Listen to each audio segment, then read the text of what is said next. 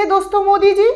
अभी कुछ दिन पहले मोदी जी ये कह रहे थे कि मणिपुर में जब हिंसा हो रही थी तब गृह मंत्री अमित शाह मणिपुर पहुंचकर संवेदनशील इलाकों में जांच पड़ताल कर रहे थे, वहां के सिचुएशन को संभालने की कोशिश कर रहे थे। ऐसा ही बयान प्रधानमंत्री नरेंद्र मोदी की तरफ से अभी 2-3 दिन पहले दिया गया था एक मीडिया चैनल के दिए गए इंटरव्यू में। इन दिनों टीवी चैनल्स पर इंटरव्यू खूब धड़ल्ले से दिया जा रहा है। अब इंटरव्यू नहीं देंगे ऐसा तो हो ही नहीं सकता, भले ही प्रेस कॉन्फ्रेंस ना करें, लेकिन इंटरव्यू तो हर बार हर महीने कभी ना कभी देखने को मिल ही जाता है। अब तक की सबसे बड़ी बात, अब तक की सबसे बड़ी बातें मोदी जी ने कह दिया, ऐसे ही तमाम चैनल्स के जरिए दिखाया बताया जाने लगता है। सोचिए, मोदी जी एक ट्वीट करते हैं वो खबर बन जाती है, एक बात बोलते हैं मुंह से सिर्फ वो खबर निकल जाती है, तस्वीर में आगे फोटो खिंचवा लेते हैं तो विश्व गुरु बन जाते हैं। और यही मोदी जी और इन्हीं के मंत्री, पूरे देश के गृह मंत्री, वो मणिपुर चले जाते हैं, वो खबर नहीं बनती।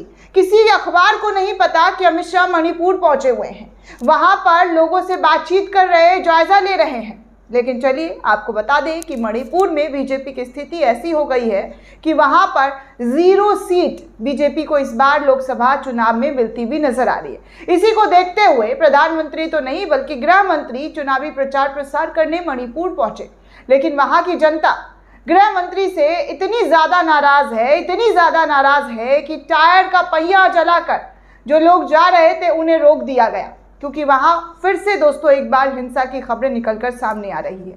लगातार मणिपुर में जो स्थिति बनी हुई है वो देश देख ही रहा है, दुनिया में भी इसको लेकर आवाज़ उठाया गया, लेकिन भारत में सब चंगासी कहकर बीजेपी की तरफ से ये तमाम बातें दबा दी जाती है और मीडिया ऐसी खबरों को दिखाता नहीं है, ना ही बताएगा, क्योंकि भाजपा की पोल खुल जाती है। चलिए आपको बता दूं कि मणिपुर में जब अमित शाह गए तो उनका क्या हाल हुआ और किस तरीके से मणिपुर के अंदर भारतीय जनता पार्टी का विरोध हुआ है, किस तरीके से अमित शाह के भाषण को ना सुनने के लिए लोगों ने वहाँ पर, महिलाओं ने खासकर टायर जलाकर उनके भाषण में जाने से लोगों को रोक दिया है।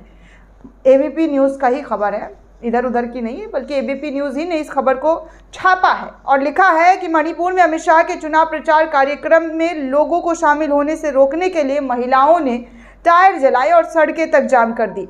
ऐसे वहां पर लोगों का गुस्सा जो है वो फूटता हुआ नजर आ रहा है। सुरक्षा बलों के पसीने छूट गए। क्यों? क्योंकि वहां पर लोगों की सुनी नहीं गई। आज भी मणिपुर के लोग बार बार कहते हैं कि पीएम जो है हमारा, वो हमारी सुध-बुध लेने नहीं पहुँचे। बोलने में, बातें करने में पीएम मोदी दिल जीत लेते हैं। ये कला प्रधानमंत्री को बाखूबी आती। प्रधानमंत्री से कोई मिले और उनका फ़ैन ना हो जाए, मुरीद ना हो जाए, ये अक्सर ही किसी कम लोगों से ही सुनने देखने को मिला। खासकर मैं गोदी मीडिया की बात करूं तो वो लोग तो दिन रात गुनगान गाते रहते हैं, कहते रहते हैं कि मोदी जी तो एकदम महामानव इंसान है, भगवान का अवतार भी बीजेपी वालों ने बता ही दिया है। कंगना ने तो कहा राम के वंशज है।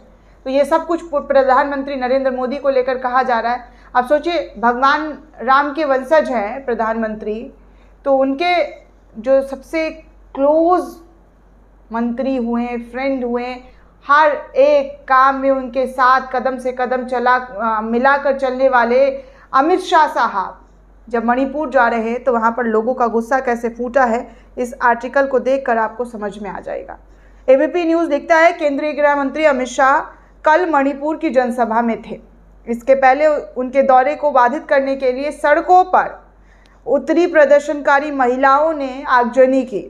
अमित शाह के चुनाव प्रचार कार्यक्रम में वाहनों और लोगों को शामिल होने से महिलाओं ने टायर जला दिए, सड़कों को जाम कर दिया। अमित शाह के दौरे से पहले कुछ प्रदर्शनकारी अपनी नाराजगी व्यक्त करते हुए इम्फाल पश्चिम और इम्फाल पूर्व के कुछ हिस्सों में प्रदर्शन किया।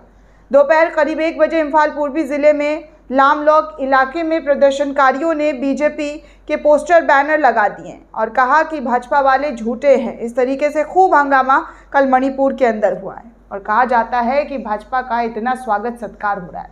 मैंने कहा था ना आपसे, कश्मीर से लेकर कन्याकुमारी तक भाजपा वालों का विरोध हो रहा है दोस्तों, जमकर विरोध हो रहा है। चाहे आप पंजाब चले जाएं, हरियाणा चले जाएं, उत्तर प्रदेश चले जाएं, राजस्थान चले जाएं, मध्य प्रदेश चले जाएं, जहाँ जहाँ पर भाजपा की सरकार है वहाँ जाकर आप खास तौर पर देखेंगे तो जमकर विरोध हो रहा है, हद से ज़्यादा विरोध हो रहा है। पिछली 2019 लोकसभा में इतना विरोध नहीं हुआ था जितना इस बार के लोकसभा में विरोध के जो स्वर है वो तेजी से बढ़ते हुए नजर आ रहे हैं। दोस्तों, इस पूरे रिपोर्ट को लेकर आप क्या सोचते हैं, आपकी क्या प्रतिक्रिया, हमें कमेंट करके ज़रूर बताइएगा। साथ ही साथ चैनल को सब्सक्राइब करना बिल्कुल भी ना भूलें।